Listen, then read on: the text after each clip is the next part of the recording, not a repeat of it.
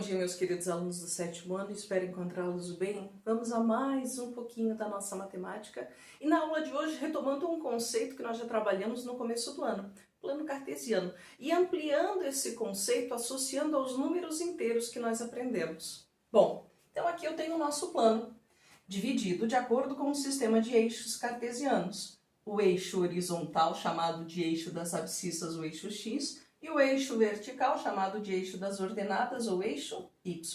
Lá no comecinho do ano, a gente falava só do primeiro quadrante, porque nós tínhamos conhecimento apenas dos números positivos.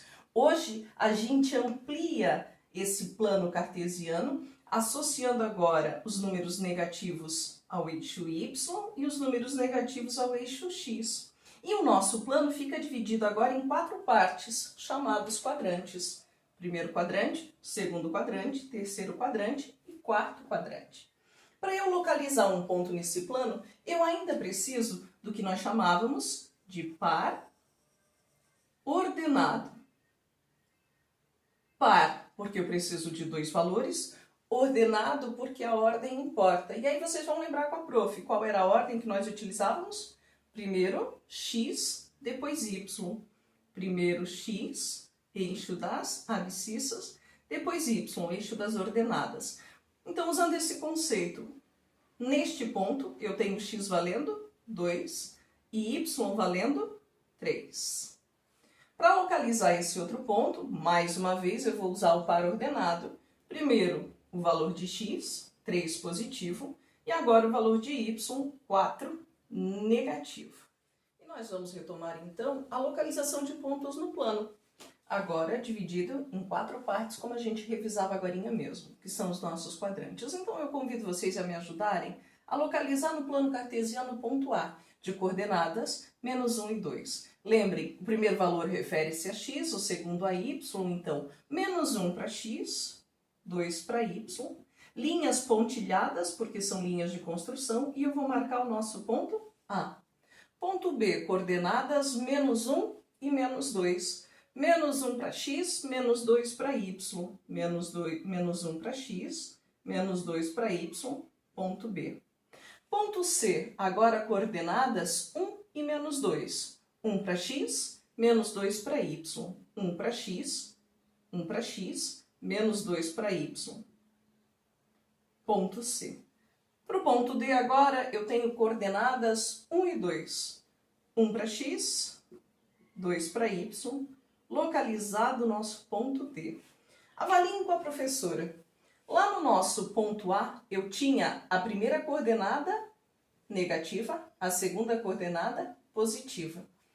No ponto B, as duas coordenadas são negativas. No ponto C, eu tenho a primeira coordenada positiva e a segunda negativa, e no ponto D, as duas coordenadas são positivas. Então, nós podemos dizer que todo ponto localizado no primeiro quadrante, ponto D, terá coordenadas sempre positivas. X será positivo e Y será positivo. Todo ponto localizado no segundo quadrante, ponto A, terá a primeira coordenada negativa e a segunda coordenada positiva. Ponto localizado no terceiro quadrante, ponto B, nós teremos as duas coordenadas negativas, x negativo e y negativo. E no quarto quadrante,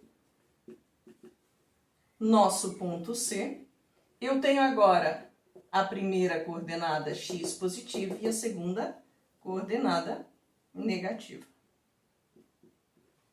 Bom, agora nós vamos fazer um exercício juntos aqui no plano cartesiano, aplicando aquilo que a gente acabou de conversar sobre os quadrantes e as coordenadas. Então, lá na página 38 da nossa apostila, ele traz para vocês o seguinte exemplo. No plano a seguir, construa o triângulo de vértices ABC.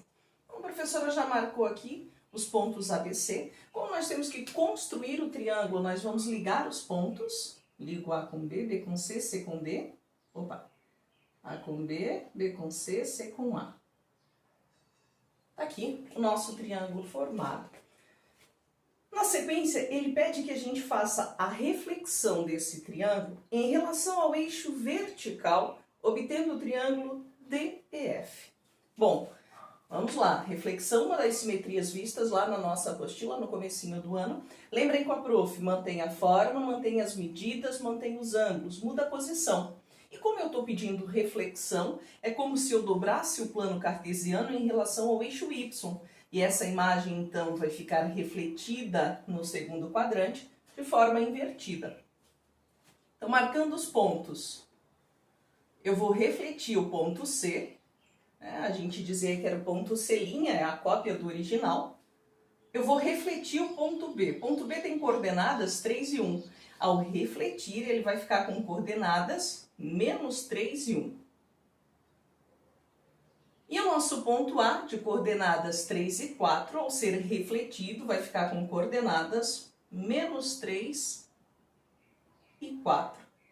Então, eu teria agora os pontos D, E, F. Ligando os pontos para formar o triângulo, aqui. Mais uma vez eu insisto com vocês, manteve forma? Sim. Medidas? Sim. Ângulos também. Então eu posso dizer que os lados são congruentes, os ângulos são congruentes. Só mudou a posição do nosso triângulo. Na sequência da atividade da página 38, ele pede agora que vocês façam a reflexão do triângulo ABC em relação ao eixo horizontal X, para obter o triângulo GHI. Bom, refletindo então, mais uma vez, agora eu dobraria o meu plano cartesiano em relação ao eixo X, e eu tenho uma imagem nesse quarto quadrante. O reflexo do ponto C passa a ter coordenadas agora 1 e -1. O nosso ponto B passa a ter coordenadas 3 e -1. E o nosso ponto A, de coordenadas 3 e 4, passa a ser agora 3 e -4. Esse seria o nosso triângulo GHI. Ligando os pontos para formar o triângulo, guardadas as devidas proporções do plano cartesiano da professora, eu posso dizer que as medidas permaneceram iguais, só mudou a posição da figura. Então, eu tenho lados congruentes, ângulos congruentes, só mudou a posição. Dessa forma, a prof pede, então, que vocês terminem a página 38, façam a página 39. Na página 39, convidem um familiar para jogar com vocês o jogo A Caçada, esse número 1 aqui. E logo depois retornem para a gente continuar conversando sobre ampliação e redução. Retornamos agora na página 40 falando sobre ampliação e redução. Bom, ampliação e redução é quando nós mantemos a forma da figura original, mantemos o ângulo ou os ângulos da figura original, porém os lados não são mais os mesmos. Eu tenho agora lados proporcionais, eles serão aumentados ou diminuídos, ampliados ou reduzidos. Então, nós vamos dizer que numa ampliação e redução, eu tenho agora figuras semelhantes, onde os lados são proporcionais. O que significa isso, professora? Eu vou ter o dobro da figura original, ou o triplo da figura original, ou a metade da figura original, no caso de uma redução. Mas os ângulos permanecem os mesmos, para que a minha figura não mude a sua forma. Então, a prof vai exemplificar aqui. Eu tenho o quadrado ABCD, de lado 10, com ângulos de 90 graus, 4 ângulos de 90 graus. E agora eu vou reduzir pela metade essa figura. Se ela tinha originalmente lado 10, quando eu reduzo pela metade, ela passa agora a ter lado 5. Porém, a forma não mudou. Eu ainda tenho um quadrado com ângulos de 90 graus. Então, na ampliação e redução, as nossas figuras são semelhantes, não são mais iguais. Elas têm lados proporcionais e os ângulos permanecem o mesmo e a forma também. Diferente das simetrias que a gente vinha conversando até há pouco. Nas simetrias eu tenho figuras congruentes. Lembram que a gente repetia em todo tipo de simetria? Mantém a forma, mantém as medidas, mantém os ângulos, só muda a posição. Então aqui a gente revisa. Figuras são congruentes quando elas têm lados de mesma medida e quando os ângulos correspondentes são congruentes. Então, lembrando lá das nossas simetrias, eu teria assim o triângulo ABC e a cópia dele, por reflexão, seria a figura A', B', C'. Essas, então, mantêm forma, mantêm medidas, mantêm ângulos. Estas são congruentes, estas são semelhantes. Na página 40, ainda falando sobre ampliação e redução, ele traz a seguinte imagem. 2 polígonos desenhados na malha quadriculada, o polígono ABCD e o polígono EFGH, e pede que vocês relembrem quais nomes ou qual o nome que estes 2 quadriláteros têm. Na sequência, ele pede que vocês escrevam as coordenadas do polígono ABCD. Coordenadas do polígono ABCD. Na sequência, as coordenadas do polígono EFGH. Coordenadas do polígono EFGH. Bom, aplicando a definição que nós vimos agora há pouco, posso dizer que do ABCD para o EFGH houve uma ampliação, houve uma redução, ou as figuras permaneceram iguais, houve apenas uma simetria. O que vocês acham? Claro que o tamanho da figura aumentou, então houve uma ampliação, só que eu quero descobrir quanto ela aumentou. Então eu vou pegar o lado correspondente ao lado AD no nosso polígono maior, que é o EH. Então eu pergunto, queridos, no polígono AB, no polígono ABCD, quanto vale esse ladinho? Um lado de quadradinho. Quanto vale o correspondente no maior? 3 lados de quadradinho. Então, eu posso dizer que da figura menor para maior, houve uma ampliação, porque a figura triplicou. Ela ficou 3 vezes maior. Vocês podem usar também o lado AB, que vale 2 quadradinhos. O seu correspondente no maior valerá, então, 6 lados de quadradinho, 1, 2, 3, 4, 5, 6, porque a figura triplicou. Então, aqui eu tenho uma ampliação. Manteve-se a forma, porém as dimensões aumentaram. Manteve-se os ângulos também.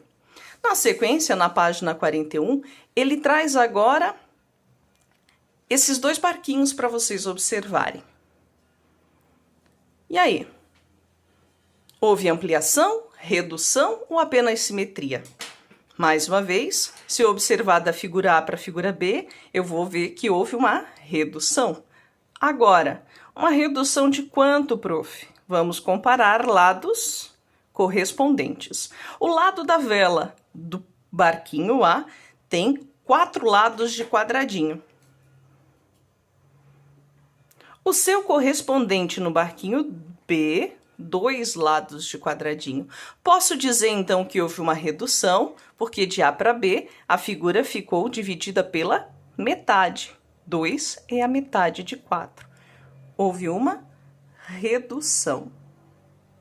E agora nós vamos aplicar tudo isso que a gente conversou nas atividades. Então, eu estou pedindo que vocês leiam e façam as atividades da apostila das páginas 37 até 42, façam a hora de estudo, que é a nossa revisão da unidade, da 43 a 46, e no caderno de atividades, das páginas 21 até 24.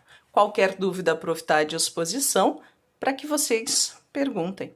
Um beijinho e até a próxima semana.